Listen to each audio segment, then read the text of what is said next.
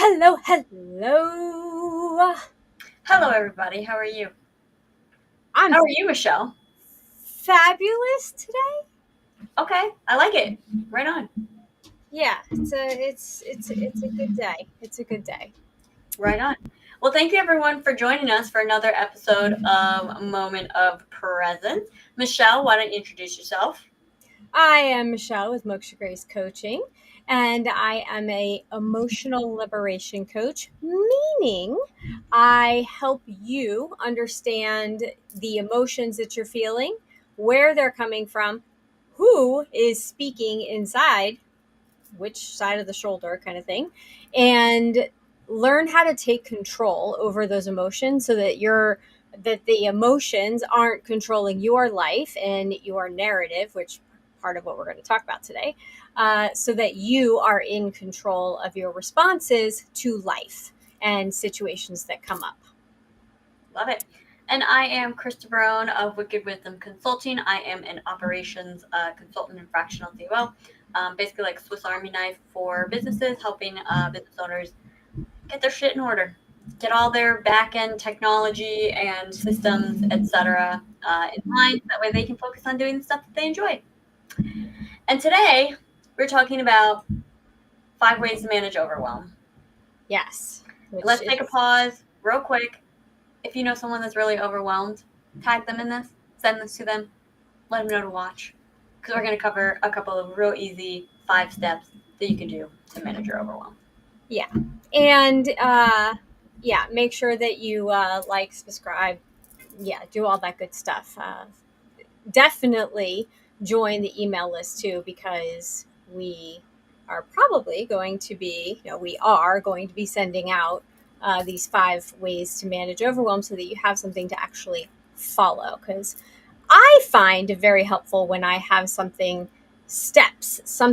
to hold or look at or remind me what's in my toolbox. So I am, we are gifting those to you today. So thanks for being here. And I think it's interesting that you're wearing red and I'm wearing green. I literally just went in the closet, like grabbed my green because I was like, I'm feeling heart chakra today. And you're very grounded today with your red. I love it. I mean, it makes sense given the day we had yesterday. Yes. Yeah. Yes. Very true. Uh, Anywho, So, what are your initial thoughts on overwhelm? so overwhelm. Okay, what does overwhelm mean? Overwhelm can feel like something in the moment. Definitely, it can feel like you're frazzled. You don't know what to do next. You have so many things on your to-do list, and you're overwhelmed by them. It could be that the phone doesn't stop ringing, text messages, Slack messages, whatever it is, and it's like chaos, and like that old commercial Calgon Take Me Away where they show the mom in the bath with all the bath bubbles. That to me is like the picture of when you're overwhelmed to calm. And that's, I mean, handling chaos, I mean, it's chaos, it's overwhelming, it's chaotic, it's feeling out of control, feeling like you don't even know which way to turn. Sometimes overwhelm can even look like uh, paralysis analysis, where you get so into your mind that you're analyzing everything, and you literally end up doing nothing. You just cannot move forward. That also is being overwhelmed. Mm-hmm. What about you? Yeah, I mean, you hit the nail on the head. I would just add that, overwhelm can even lead us to not even start something. I think that's where a lot of those of us that are procrastinators it's surprising because I'm in operations, but I can be a procrastinator. I always get everything done, but I can be. And it very well could be that it's because we're overwhelmed. It's a very daunting project, or, whatever it is that's coming up. And overwhelm is also a major contributor to you called it what did you say, paralysis analysis, also said as like decision paralysis. Yes. For those of you that are on like dating apps, you'll know that the more that someone's on a dating app, the less likely they tend to commit because they have so many options that they are Mhm. overwhelmed and therefore can't make a decision.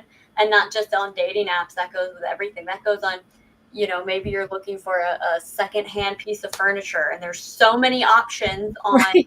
your local marketplace that you can't decide which one to get, and then they all disappear. You Exactly. can't make a decision.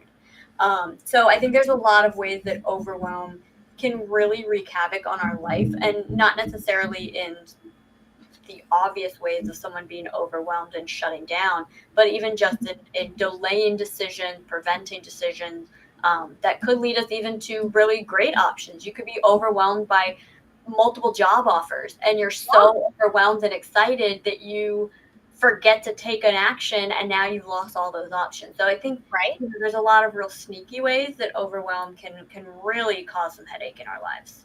Yeah. I mean, it can be how many times have we been to a kid's party, right? A little kid's birthday party, and there's so many people there and so many presents, and they don't even know what to do. And I've seen kids like book, like they're like, nope, I'm out. Like, I'm not doing this, and Hmm. they leave because they don't know how to process the emotion or the chaos of it. And what do you do in those situations? Hmm. And that you miss out on things too. Yeah. Oh, absolutely. I mean, Absolutely. yeah, and then that adds to then regret comes in when you look back at the situations, and you can get overwhelmed by emotions, whether you're so angry, you can get blinded, where it almost feels like you black out, like you don't remember anything you said or did because you were so overwhelmed by that emotion, Yeah. or depression and crying. And it can sometimes feel like, well, if I go down that path, how am I ever going to get out of it? Yeah. And so that's what we're going to talk about today.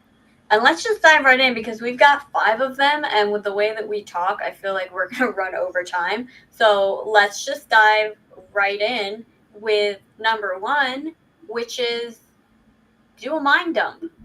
which is the fact that that phrase has come to be a popular thing. Like, I know there's like, it's big on Instagram where it's like, I'm going to do the, April dump, March dump, whatever, and it's like dumping all the photos in. Like, I get the purpose of Right. it, but the phrase is just hilarious to me. And, But tell us what mind dump is. so for me, I love this because how many times and this has happened to me years and years, probably like forever, where you go to lay down at night and you're like, oh, what are the things, sorry about that. What are the things that I didn't get done today? And oh, I got to do this tomorrow and this tomorrow and this tomorrow. Oh, and I forgot this. And then I got to do this and I got to do that. Oh, but I'm worried about this. And then what does this person think? And what's happening here? Okay. The fact that yours is only everything looking forward is insane to me. For those of us who think backwards and ruminate, that also looks like, oh my God, this happened today, and I'm so embarrassed because I said it like this instead of like this, and that's so embarrassing. And oh my God, my foot got caught on the door, and I almost tripped, and it was right in front of this person, and I forgot to text this person back, and they probably hate me now. And What if I made a mistake? That is very interesting. And I used to do that Mhm. before I went through coaching and working on myself and learning tools, so that ruminating is not, I don't ruminate as much anymore, maybe a little every now and again, but I literally have learned to just take a breath and go, nothing I can do about it. It's out there, it's done. All I can do is move forward. And as soon as I say that, there really is nothing that you can't take back things that come out of your mouth. And that's why working with your emotions is so important. So that way, sorry, shit doesn't come out of your mouth that you regret later, that you're going to ruminate over. But Yeah. Back back to mind dump. back to mind dump. So before you go to bed, whatever it is that's on your mind, whether it's the past or the future, Which she says before bed, but you really could do this whenever is most convenient. yes, You, you the can do point it. is to do it. Yes, you can do it in the mornings, you can do it midday, you can do it whenever you need to do it. But a mind dump is basically writing down everything that's on your mind, everything that is ruminating in your head, anything that you think you have to do, anything that you think you didn't do, or that you mistakes that you made. Or I have a list right here, and I looked at it and I was like, oh, I've done all of them, and but I left the list here. Um, so it's getting it out of your head and onto a piece of paper. Mhm. Type it on a document. I don't care where you put it in a spreadsheet. Doesn't matter as long as it doesn't stay in your head, because what happens is now once it's written down, it's something that it's like leave it and forget it. And I'm gonna the pause you for a second. The reason is because the mind wants to replay things so that you don't forget them. And so that's where you were getting to, but I just wanted to include that piece because I think it's a really great way to understand it is that the mind will continuously replay what it feels to be important. right. And that's the point of this. Yes. Go ahead. And so if it's down on a piece of paper, now it's not like it's not like write it down and forget it. It's more like write it down, you can come back to it after. So that's why sometimes, even before meditation, if I have a lot going on, if I'm thinking about, or ruminating over whatever, I will do a mind dump before I meditate. That way it's all out. I've written it all down. If I'm upset about this, that, and the other thing, whatever it is, it's all written down. I can meditate now, and the thoughts don't fly through my mind as much. It's not so Yeah. chaotic. And I will say this can be really helpful just to have as a recurring, consistent activity that you do for yourself as part of your self care routine is to just do this daily, every other day, once a week, whatever the pace is for you. You could set yourself, to start slow. I'm going to do this once a week, maybe on the weekend when you don't have work or whatever, whenever you don't have work. See how that feels, and then maybe you need to throw an extra one in one week because you're having a particularly crazy week, or maybe you do need to do it daily. I know Yep. for me, I typically every night I have like a little, instead of using my planner for planning, I actually use it to record what happens each day, so that way I can go back and look. And I'm going to sneeze, so excuse me when I sneeze. I can go back and look and have a record of what happened each day because Mhm. I don't have the greatest. That's true.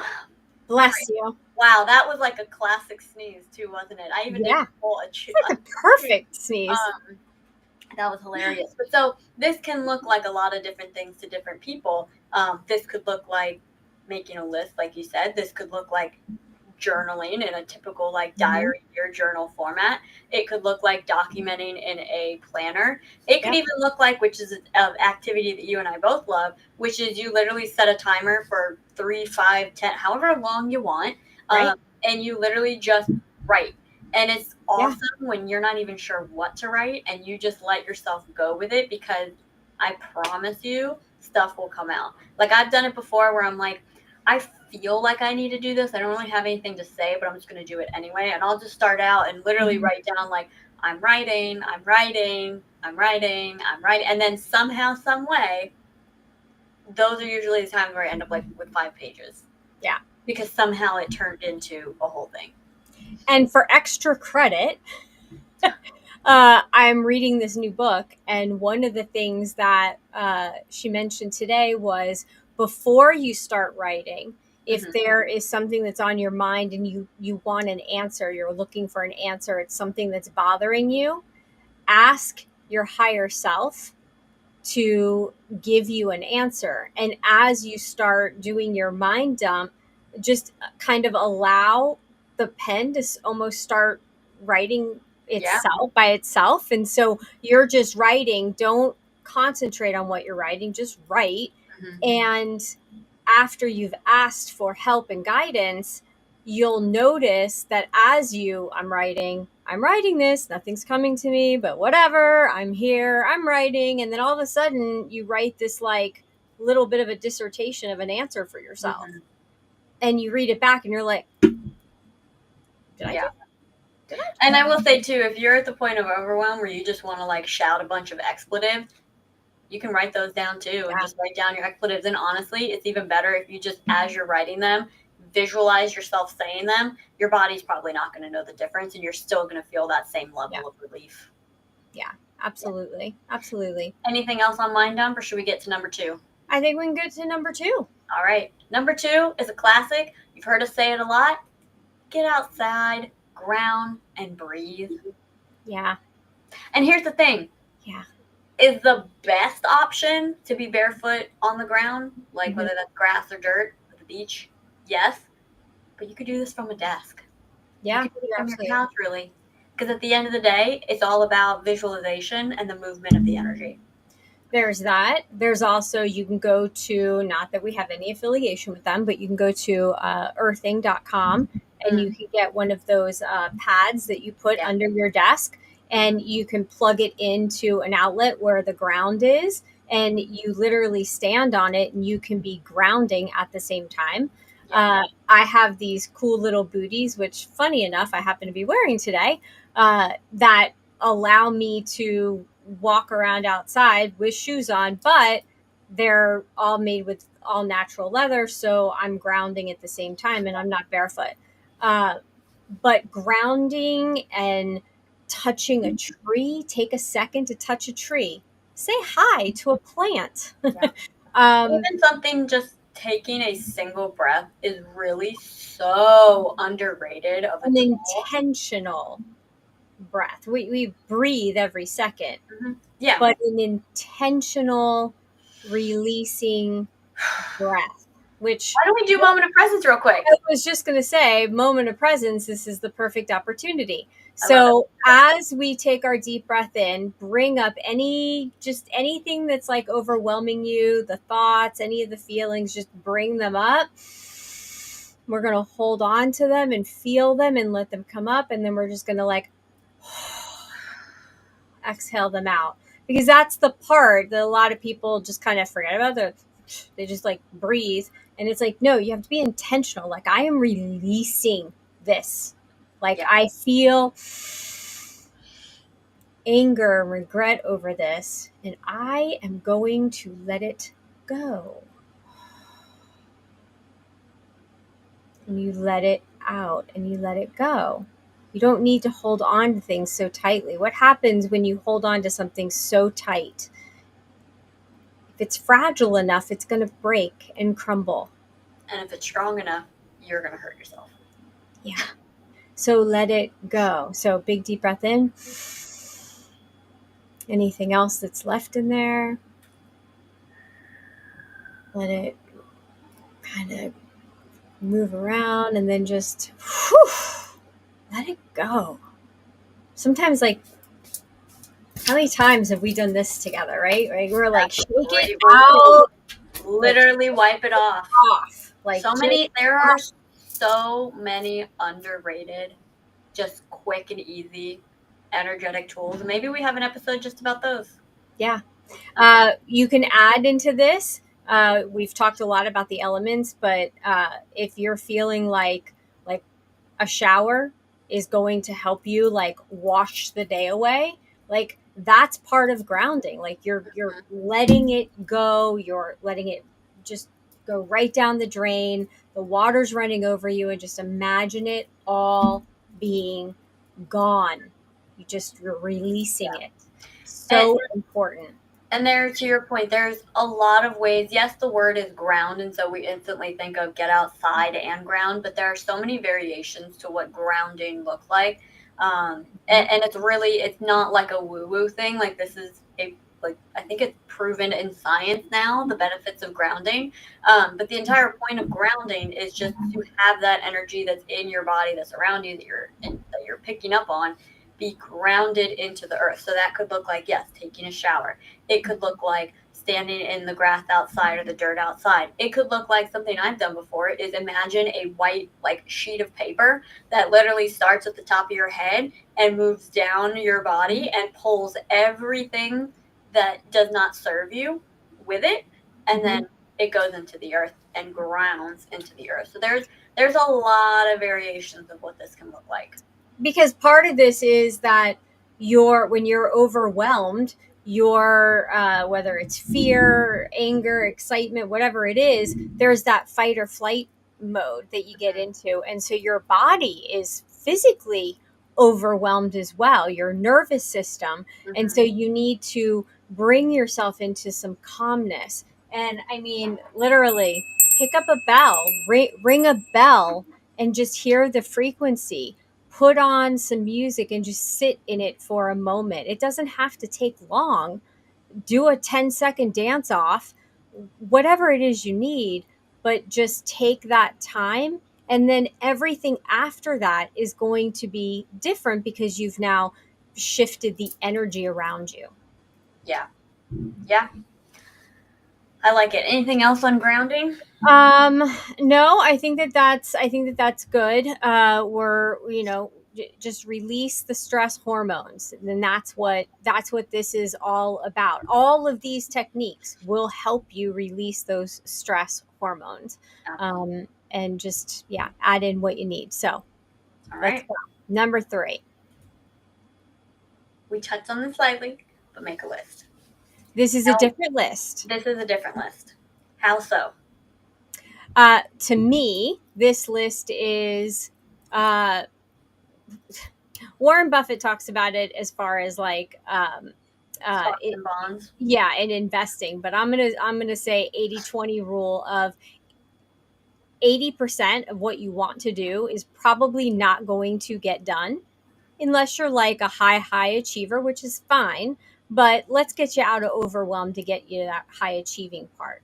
Let's just do 20% right now. So if you have 10 things on your list, pick 2 and prioritize those. And that's all you are going to do. That's it. So you can write everything down that you need to do, whether it's a project, whether it's something around the house, whether it's, uh, I got to go your Saturday errands, whatever it is. Just look at it and go, what are the 2 top most important things that are going to have the biggest impact and make me feel like I've accomplished something today? Mm-hmm. It may be make your bed and brush your teeth. Okay, if that's where you are, there's nothing wrong with that. That's just where you are. Maybe the next day you can make your bed, brush your teeth, and cook yourself some breakfast or go outside. So you can add to the list, but don't overwhelm. The list shouldn't overwhelm you, is my point. Mm-hmm. So don't overwhelm yourself with a to do list. I have More, a very different definition of this. So this is please. perfect. Good. So I love that. That's one version. My version is I'm going to paint a picture with it, which is you're feeling super overwhelmed because you know that there's a ton to do. Mm-hmm. You don't even know where to start. Right. You feel like I don't even have time to make a list because there's so much to do. And yet, you look at the clock, it's now the end of the day, and you've done nothing because you've been so overwhelmed that you've decided to just scroll on your phone or on your computer or come up with all these side projects that really have no real importance, like clearing out your downloads folder or organizing your email because you're just so overwhelmed that you don't know where to start. Yeah. And so, in those cases, making a list could look like literally take the time, because yes, you do have time to literally list out everything you have to do. Yeah. And it could be a very overwhelming list. Mm-hmm. Or you're going to look at it and go, oh, that's really not that much. Yeah. And you're going to, or you're going to look at it and go, oh, well, if I do number 5 first, then number 2 and 3, I'll get done super quick. And then I can end the day with number 1. And then number 4 actually makes more sense to start 2 days from now. So, okay, that's doable. I can do that. Yeah. Now you can get started. Now you can take your step number 1. Some people believe in, eating the biggest piece of cheese first I don't and doing the biggest thing. Some want to go for the low hanging fruit so that you can check things off of your list. And if you're a And real G, you figure out the balance of how those things get married together, so that while one is doing its thing, you're now working on these other ones, and then you're going to do it in a very intuitive order. and I tend to do that, and I also will attempt to gamify. Yeah. Like, if I get 3 things done, then I'll give myself like a little gift, or like I reach the next Treat level. yourself. I treat myself. So it just depends.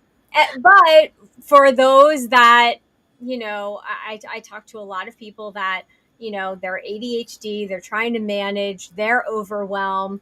And for my ADHD peers out there, gamifying it's fun. It's just fun. It adds us another So give level. us an example of what that means, though. Um, Yesterday I got done 3 things in 30 minutes. Mm-hmm. Today I'm going to see if I can get to like 6 things. I'm going to double it. Okay, I see. So it's kind of like that like when we were back in school and you had to study for a test and you were like, if I read to here, I'm going to eat a gummy bear. And then if I read to here, I'm going to eat another gummy bear. It's kind of like leaving little prizes for ourselves. Yes, yes. And also competing against yourself. Yeah. So, like yesterday, I did this, but today I think I can do double. Mm-hmm. Or let me see how much farther along I can Yeah. get. You probably have to Yeah. balance between those two because I feel like in the context you're saying, I could see how like after a couple days it's like, okay, I literally can't do any more. It's literally logistically impossible. Well, So no, I because feel you'll like probably maybe be done. depends on what we're talking about. Well, this is true. This There's a is true. lot of factors in there. So if that word doesn't work, do like the little treat and prize. If I eat this, I'll get a cookie. Right. If I get 3 of these, I'm gonna buy myself a new this, that, or the other, or I'll treat myself to dinner or something like that. Well, we both use Insight Timer. Again, not affiliated. We should be. But I do have a Moksha Grace meditation list on there. So if you want any of the meditations that I highly recommend, you can find me on Insight Timer. But Insight Timer gamifies meditation because you have, and actually so does Time Hop. How many days have you checked in, opened the app, done the thing, and you get, like, oh, you've hit a milestone, and it's like you don't want to break your streak, and so you can gamify it that way too. I have mine turned off. Oh, I love it. Stresses me out too much. I love it. I And love this is when I the hit difference another between milestone. 2 opposite personalities right here, right in front of you, folks. Right, and that's why Clear as we day. do this the way that we do it, because there's some people that watch us that are going to resonate with a lot of what you say, and there's some that are going to resonate with what I say, and then there's some And then in the there's a middle. ton. Yeah, I was gonna say there's a ton that we are in total agreement on. I love it. Absolutely. All right. Number 4. This is my Number personal 4. favorite. Look at it. What do I mean by this? Go ahead, ask me what I mean by this. Krista, what do you mean by look at it? Great question, Michelle. Let me lay it down for you. What this means is if you're stressed about finances and you've been avoiding looking at your bank account, look at it. If there's a project at work that you're super stressed about, that you, back to that procrastination thing, you're avoiding it, you really don't want to get started, you don't even want to look at what you have to do, look at it. Make that list. Look at what you need to do. If you just got a text message, maybe it's from a friend of yours or a budding romantic partner, and you're nervous to see what it says, so you don't look at it and hours go by. Look at it. Stop avoiding what you need to look at, because all that's going to do is keep you in overwhelm. All that's going to do is keep you stressed out. As far as the bank account goes, you cannot take action until you know where you're at. Same thing with work. That's the key.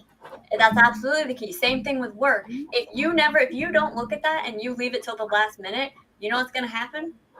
You're going to go to open that file and it's going to come up and say request access. And then you're going to have to face the fact that your boss just got a notification that you have not opened that file until the day before it's due. Because life has a sense of humor, and it has a big sense of humor. Yep. Face the things that are overwhelming you. Yeah. Look them in the eye, say hello, become friends with them. So all growing up, this was called the ostrich syndrome, and it was how not to be an ostrich. Yeah. Because ostriches stick their head in the sand, or at least allegedly. I was gonna say they actually don't, but it's an illusion. But I anyway, wonder where that came from, but anyway, it looks like they do. so so don't be an ostrich. Don't stick your head in the sand. Don't ignore something.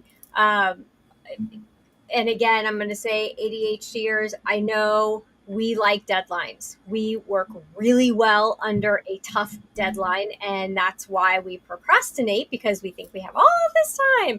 And then all of a sudden it's 2 days out and we're like, oh, shoot. And then we get everything done. We get hyper focused, but it's not healthy. No. And so in that situation, I would say not just look at it, but envision it done. Mm-hmm. And then what do you need to do? But think of it backwards. What should the last piece of the puzzle, what would that look like to make that whatever go well? And then what's the second next to last? And then work it backwards so that you can almost time it out. Mm-hmm. And then, and again, it can kind of be like gamifying it a little bit. I do this with Thanksgiving. Like with Thanksgiving, I need to know, Krista, what am I in charge of? Because Krista likes to, I used to do this on my own too. Listen, guys, I'm in operations. It's what I do. Of course, I'm going to systemize everything. All right, it is what it is. I'm an organizer. When you were little, I would do the same thing. I'd write down all the dishes that I was in charge of.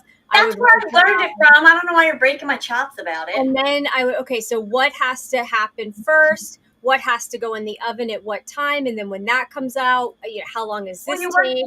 You're saying it backwards, though. You would go, okay, what time are we eating at tomorrow? Okay, we're going to eat at 3:30. All right, so the turkey needs to go in at this time. So if that turkey goes in at this time, that leaves me this amount of room to get these side dishes in that need to cook for this amount of time. While the turkey's resting, because when after Tom is done, Tom always has to take a 30-minute nap.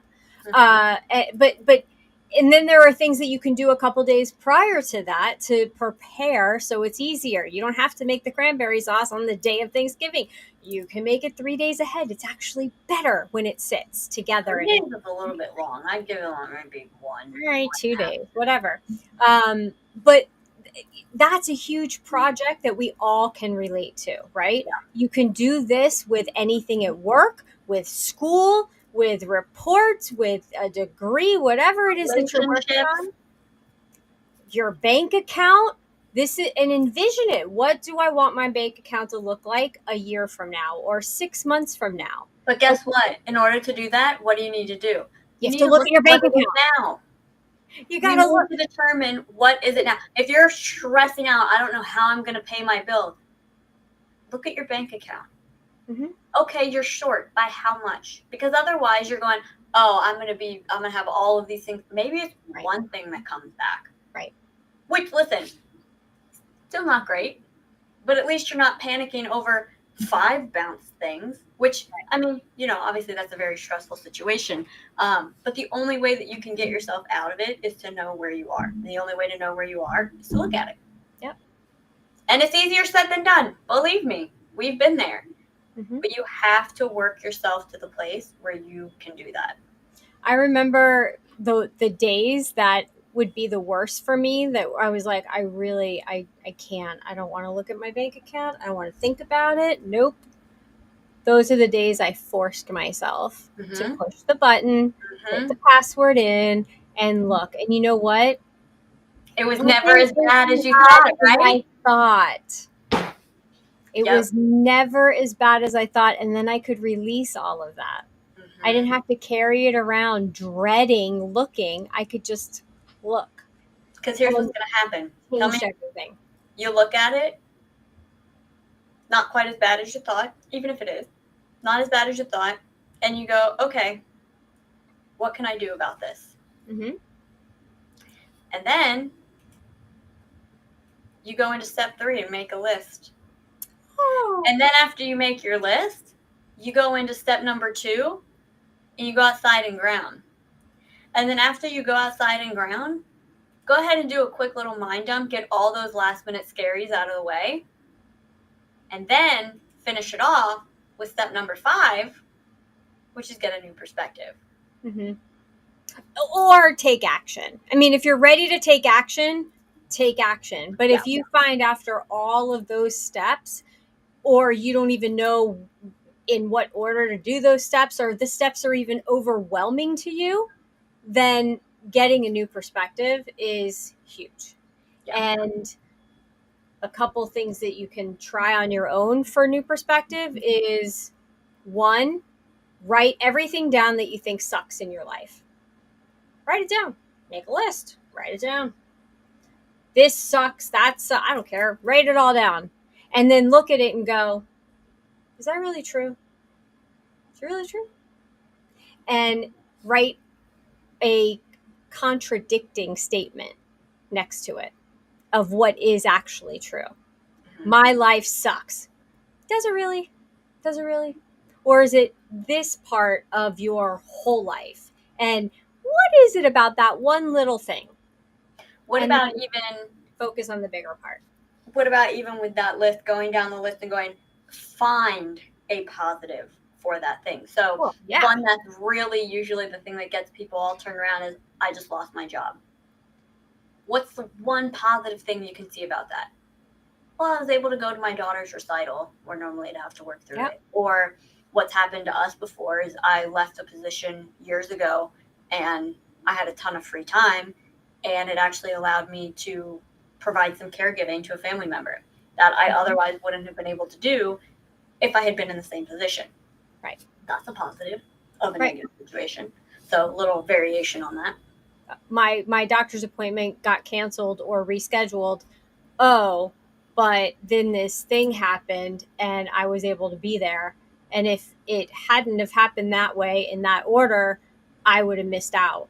Happened to us literally yesterday. One of Yep. our oldest goat unfortunately passed away naturally. We had peacefully naturally, and we had an appointment in the afternoon that the person happened to reach out and say, "Hey, can you do this earlier?" And we're like, "Yeah, sure, why not?" At the exact time that the original appointment was almost the exact time that she passed. Yeah. And instead of having to leave to go to that appointment, it all worked itself out. Yeah, exactly. And we were able to be there. And I'm and that's another perspective shift because that brings up gratitude and being thankful for the things that are happening. And that's part of the perspective shift is okay. I mean, when I left the healthcare system and I was like, oh my gosh, that's my identity, and oh my gosh, it was a good job and good money, and oh my gosh, what am I going to do? Somebody said to me, this is a gift from the universe to just enjoy. We had moved into our house, and of course, that was stressing me out too. And she was like, just sit, enjoy the new home, enjoy the surroundings, the property, enjoy, do something. Yeah. And that's what I was able to do. And it totally opened me up for what was next. Yeah. And here's the thing, this is not easy. And No, that's why the ultimate way to get a perspective shift, I'm not even going to lie to you, I'm going to do a shameless plug right now, as the kids say. Get yourself a coach. get a coach. Really, truly. We did. It doesn't even have to be, okay, you don't want to have a coach for long term, fine. Get a short term coach. Just Yeah. get a coach. Someone that's going to call you out. Someone that's going to show you the new perspectives, that's going to lay it out on the table for you, that's going to say, I hear you. What about this? Mm-hmm. Find a coach that works for you. And I'm not even saying that that's going to be Michelle. It might not be Michelle. It might not be me. But another shameless little plug. It Could could be. be And you can Wicked find Wisdom. out at mokshagrace.com/coach. Yeah, absolutely. And if you are overwhelmed with business and don't know what to do or how to start, or uh, have too much on your plate, a turkey platter, as one of my bosses used to call it, and your turkey platter is overflowing, maybe, just maybe, you need some automations, integrations, and then you can call Wicked Wisdom Consulting and you can call Krista. Shameless plugs. But here's the thing, we're not asking you to do anything. We're not Right. suggesting anything that we ourselves have not had to do. And we're now benefiting from all of that. So if we can then give you our guidance and lead you through it, because let me tell you, there were some times where we did go down the wrong track, whether it was reading the wrong book or trying something that didn't work, that was like poppycock, or we whittled it out, just like my meditation list on Moksha Grace. Listen, there's a shit ton of meditations on it. Yeah.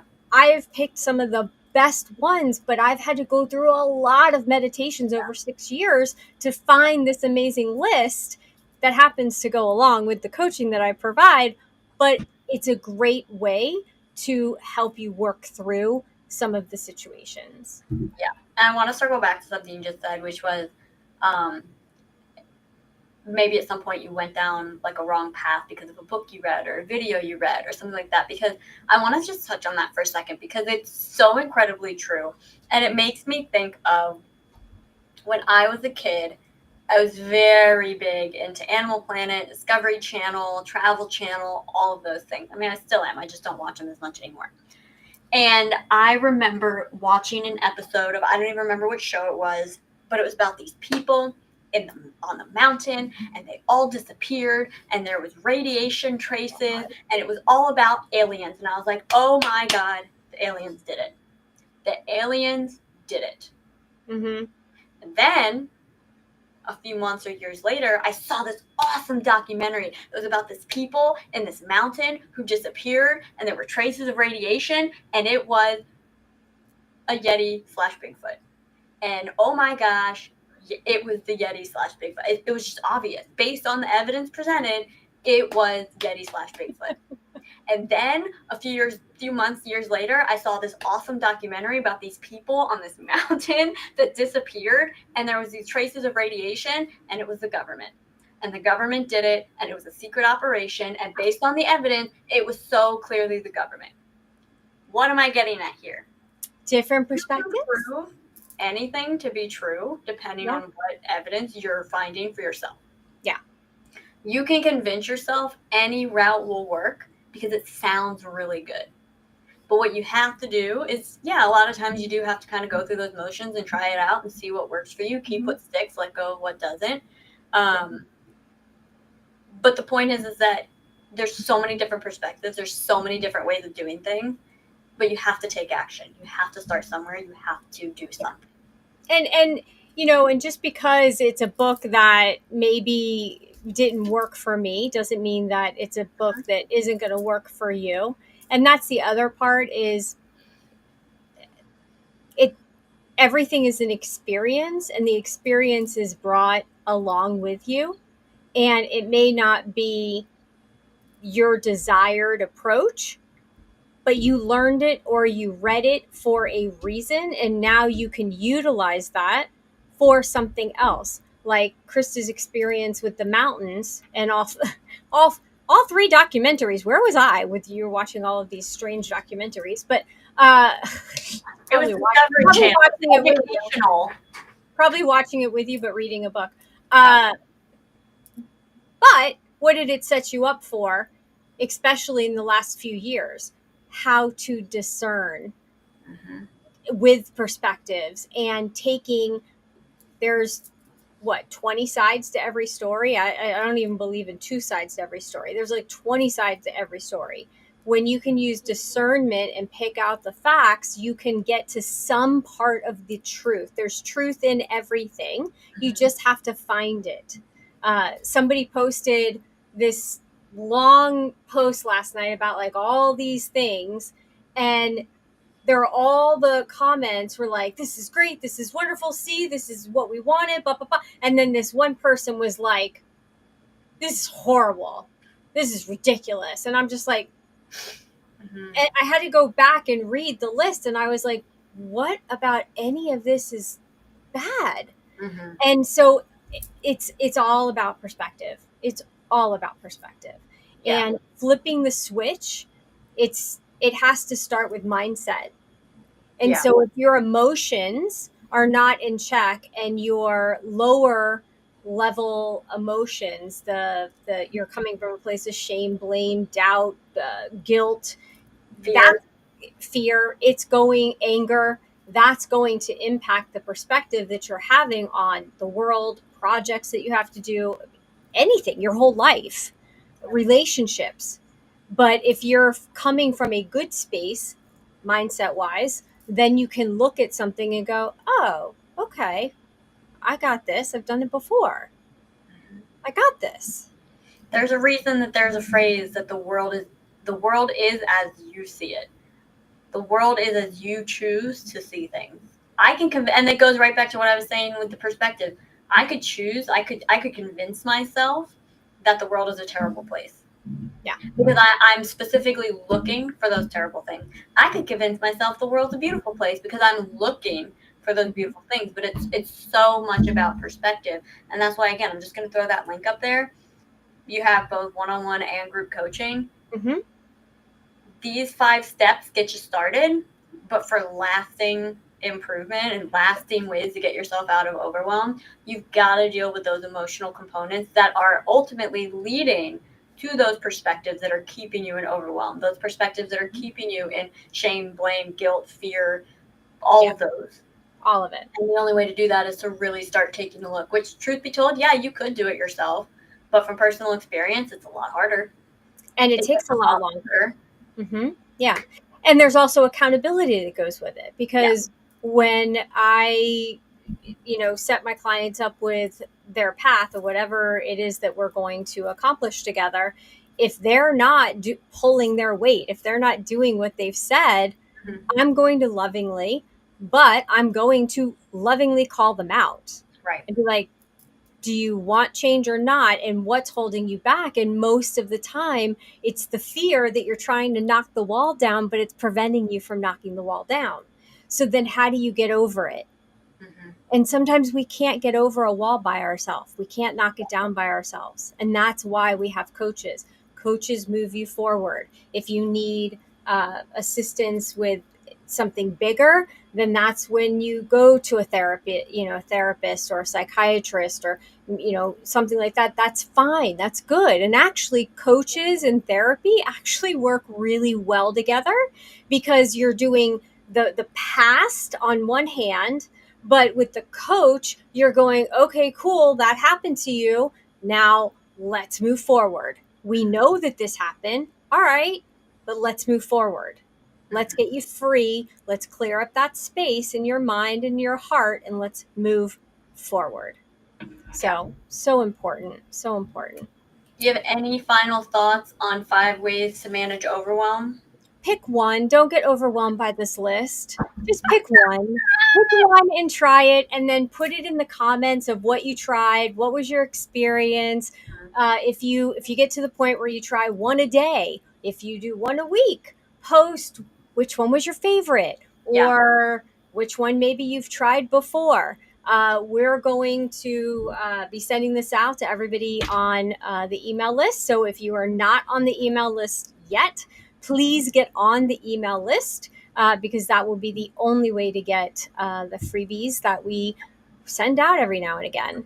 Uh, so, I want you to use these. But the thing is that sometimes we put it up and then we become home blind. It's sitting in front of us. We pass it every day, but we don't see it all the time. Hello, Kathy. So good to see you. Um, Discouragement is an enemy that is both subtle in its attacks and powerful in its ability to paralyze our progress. Coaches can assist discerning it. Yes, So love true, you so Cassie. much for saying that, Kathy. Yes, absolutely. Because that's exactly what we're going to do, is break it down. And is it really this you're afraid of, or is it this? Yeah. And it's funny, there's a lot of times where you know when I'm talking to somebody, and I know you know this too, Chris, like, people will say, well, I'm afraid of failure. And then when you get down into the nitty gritty and you talk to them, especially like with business coaching too, they're afraid to succeed. Mhm. I But was just gonna say you took the words but out of my mouth, why? because that's so often that thing on the surface is so deep and actually so much simpler when you really go down that rabbit hole and you look at it. Yeah. Again, hey. Step number 4, when you look at it. Look at it. Don't be an ostrich. Uh, but that's so important because when you're afraid of succeeding, it's interesting when you dive into it. And I don't want to I don't want to do a spoiler, but when you look really deeper into it, it's actually a fear of something else, and a Hmm. majority of the time, and it's such an easy fix, but peeling that onion to get to that part, and then you're like, oh my god, that makes so much sense now. So yeah, I love those aha moments. That's one of my favorite things in coaching, is when we're like having conversations, someone goes, oh, I never thought about it that way. Yeah. Oh, that makes so much sense now. So yes. On that note, if you again know of anyone that could use this message, share this video, tag them in the comments.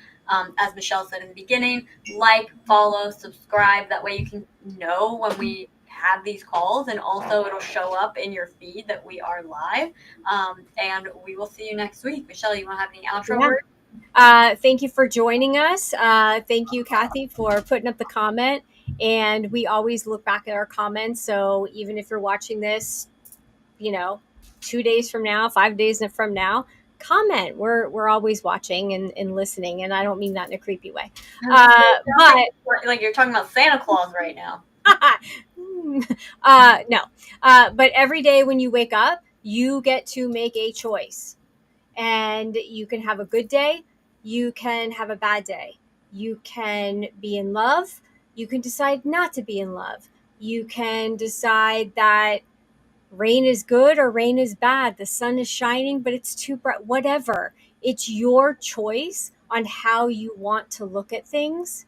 So you can choose to have a good day or a bad day.